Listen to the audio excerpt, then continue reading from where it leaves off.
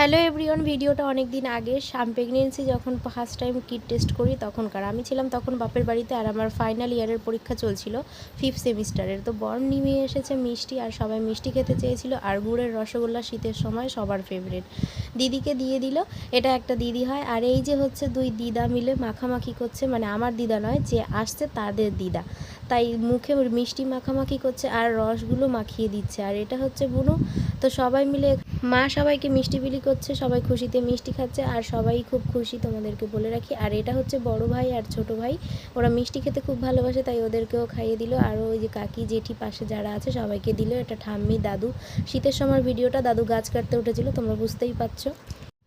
দেখতে দেখতে 8 মাস প্রেগনেন্সি পেরিয়ে গেল, বাপের বাড়িতে আছি 9 মাসের সাথ দিয়ে। তারপরে যাবো শ্বশুর বাড়িতে। সেই ভিডিও দেখতে হলে অবশ্যই চ্যানেলটা সাবস্ক্রাইব করে পাশে থাকতে হবে। এখানে আমরা দুজন মিলে অনেক কিছু আলোচনা করছিলাম। নেক্সট ভিডিও দেখতে হলে চ্যানেলটা সাবস্ক্রাইব করো। বাই।